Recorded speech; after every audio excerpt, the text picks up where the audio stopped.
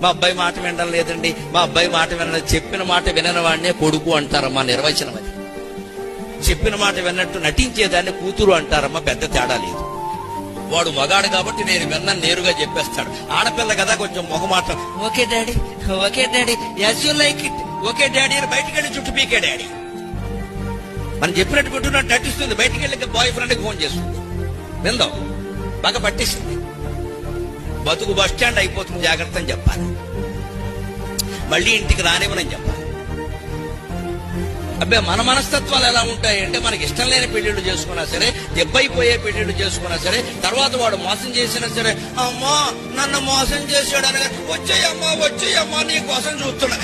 ఒకరే పెట్టాలమ్మా, ఖచ్చితంగా ఒకరే పెట్టాలి. మేము చెప్పినా వినకుండా వెళ్ళిపోయావు కదా, మీరు నిశ్చితార్థం చేసినా వెళ్ళిపోయావు కదా, మా పరువు తీసేసావు కదా, మా ఇంటికి ఎలా వస్తావమ్మా? కాసేపు బస్ స్టాండ్ లో ఉండి కొంగు చాపి అడుక్కో అమ్మా, 3 రోజులు నీకు జీవితం అంటే ఏమిటో తెలుస్తుందని చెప్పాలి.